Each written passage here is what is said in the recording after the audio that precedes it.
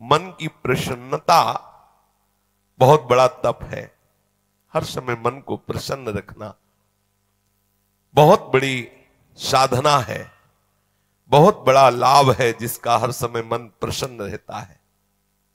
जानते हो किसका मन प्रसन्न रहता है? जिसका मन प्रभु से अपनापन कर लिया है। मन को सदैव प्रसन्न रखना है तो भगवत संबंध से ही मन प्रसन्न रह सकता है। ये मन चंचल क्यों रहता है, अशांत क्यों रहता है?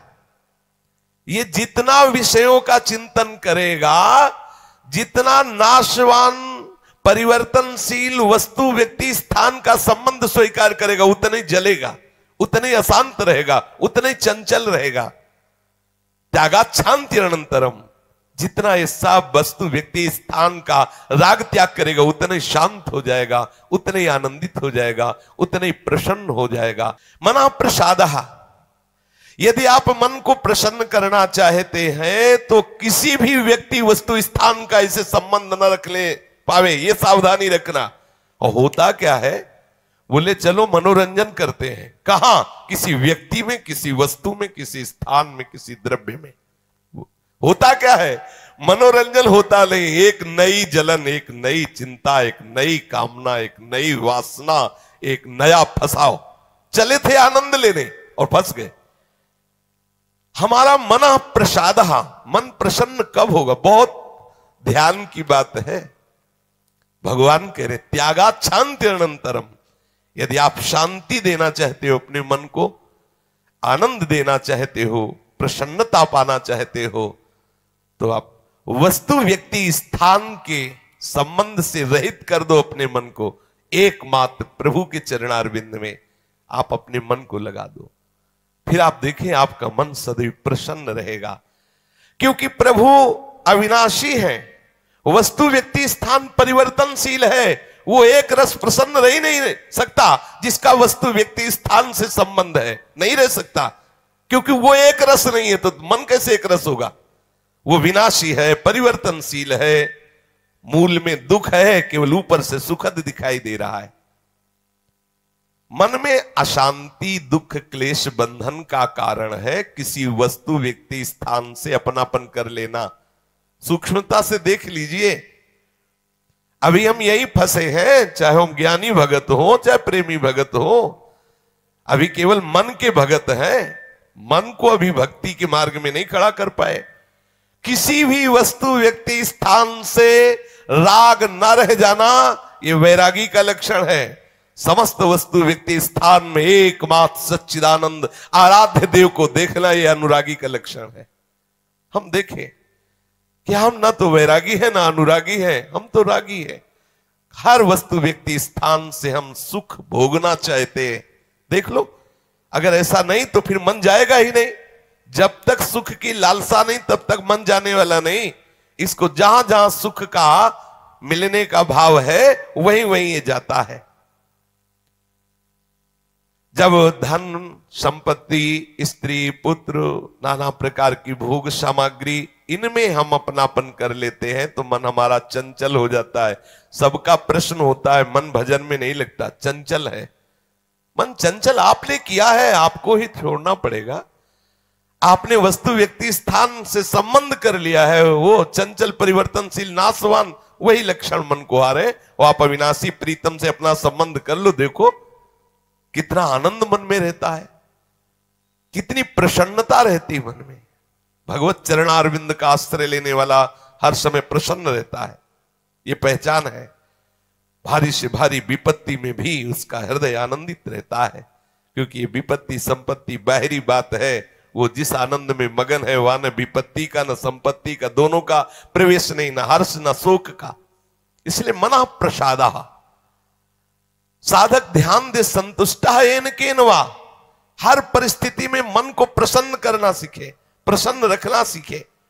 परिस्थिति में प्रसन्न तभी रह सकते हैं जब भगवत चरणारविंद का आश्रय नहीं। कभी परिस्थितियां किसी को चैन नहीं लेने देती, कभी संयोग, कभी वियोग, कभी हर्ष, कभी शोक, कभी अनुकूल, कभी प्रतिकूल, कभी मान, कभी अपमान। इसी द्वंद्व में हम पिसते रहते हैं।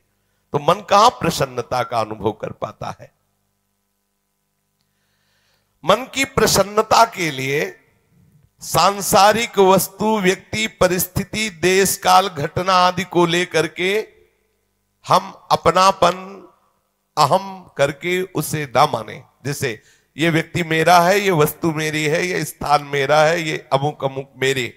अब आपका मन प्रसन्न नहीं रहेगा, जलेगा, अशांत रहेगा। अपने स्वार्थ या अभिमान को लेकर किसी का पक्षपात न करना। यदि आप अपने मन को प्रसन्न रखना चाहते हैं तो अपने स्वार्थ की पूर्ति के लिए या अभिमान की पूर्ति के लिए किसी का पक्ष न लेना। किसी का मंगल करने के लिए, किसी को आनंद प्रदान करने के लिए हम भले सलाह दे दें, लेकिन अपना अहंकार पोषण करने के लिए, अपने स्वार्थ की पूर्ति के लिए हम पक्षपात न लें। नहीं, हमारा मन प्रसन्न नहीं रह पाएगा। मन को सदा दया भाव से युक्त रखे, क्षमा भाव से युक्त रखे। दूसरों को कैसे हम सुख पहुंचावें, ऐसे मननशील बने। सदैव सुख देवे को चाव चित, सब सोहित निष्काम। सबको सुख पहुंचाऊं लेकिन किसी से सुख पाने की लालसा ना हो, मन प्रसन्न रहने लगेगा। मन में जब दूसरों के हित की भावना होती है तो प्रसन्नता का प्रादुर्भाव होता है। और सदैव मन को प्रसन्न रखने के लिए थोड़ा भोजन पाना सीखें, कम बोलना सीखें, कम सोना सीखें और सदैव भगवान नाम जपना सीखें। अखंड प्रसन्नता आ जाएगी। मानते हैं प्रारब्ध के अनुसार शरीर रोगी हो सकता है, परिस्थिति प्रतिकूल आ गई, संसार ने तुम्हारा त्याग कर दिया, लोग निंदा करते हैं, लेकिन आप प्रसन्न रहेंगे क्योंकि आपने बहुत बड़े करुणा निधान आनंद समुद्र प्रभु का आश्रय ले लिया है। उस आश्रय में जो बाधक भाव है उनका त्याग कर दीजिए। अधिक भोजन करने वाला कभी प्रसन्न नहीं रह सकता। और बड़ी विचित्र ये जिह्वा है, ऊब गए भगवान। रोज इसे पवाओ, लेकिन रोज नए नए पदार्थ, पेट बढ़ता चला जा रहा है, मांस पेशियां बढ़ती चली जा रही, कब्ज बढ़ती चली जा रही है, और जिह्वा खाते खाते बूढ़ी होने जा रही, फिर भी और खाओ और खाओ। पता नहीं कब तक खाओ खाओ खाओ। भोजन पर साधक ध्यान दे, नहीं तो आनंद का जो विषय मन की प्रसन्नता है वो आप नहीं धारण कर पाएंगे। बोले हित परमित भोजी, थोड़ा सरल, स्वाद रहित, स्वास्थ्य वर्धक, सतोगुणी भोजन पाया जाए। स्वाद रहित भोजन बहुत आवश्यक है भजन मार्ग में, बहुत आवश्यक। ये अधिक मीठा, चटपटा, खट्टा, ये वो सब कामोत्तेजना पैदा करता है, कब्ज बनाता है, मन को चंचल करता है। कई तरह के भयानक ऐसे दोष जो हमारी साधना में हानिकारक है। पक्का समझ लीजिए, ये अनुभूत बात कहते हैं। भोजन जितना सरस होगा, भजन उतने चौपट होगा। पक्का समझ लो। ये भोजन बहुत घातक वस्तु है, बहुत घातक वस्तु है। साधक इस बात पर ध्यान दे, ये भोजन हमें मारे डाल रहा है। हमारा जीवन भगवत प्राप्ति के लिए है, और ये आज पा लिया, वो पा लिया, ये गुलाब जामुन, ये लड्डू, ये वो, बस बुद्धि में विचलता, भगवत चिंतन रहित और नाना प्रकार की वासनात्मक खेल की कामनाएं, कल्पनाएं, ये भोजन के कारण। बहुत आवश्यक है भोजन सुधारना। भोजन नींव है परमार्थ की। जैसा खाओ अन्न वैसा बने मन। तो मन प्रसाद कैसे प्राप्त होगे, क्योंकि आपका भोजन ठीक नहीं है। बहुत सावधान, बहुत सात्विक और नियमित परमित भोजन हमें मन प्रसादा स्थिति में निश्चित निश्चित प्रतिष्ठित कर देगा। दूसरा, नित्य में एकांत सेवी। उपासक को चाहिए कि कम लोगों से मिलने का स्वभाव बनाए। सत्संग सुना या गुरुजनों के पास बैठकर जो प्रश्न उत्तर हुए, बस चुपचाप एकांत वास करने का अभ्यास होना चाहिए।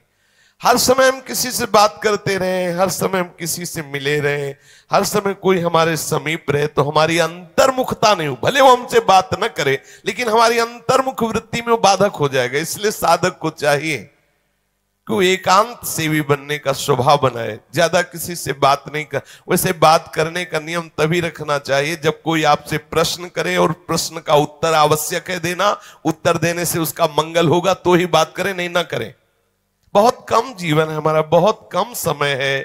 हम अगर व्यवहार प्रपंच की सत्ता को सत्य मानकर केवल यही हमारा कर्तव्य है, यही ऐसा व्यवहार का निर्वाह करना, तो हम भगवत साक्षात्कार कब करेंगे? कब हमारे हृदय में वो अखंड प्रसन्नता, कब हमारे हृदय में वो अखंड विकलता भगवत साक्षात्कार की होगी?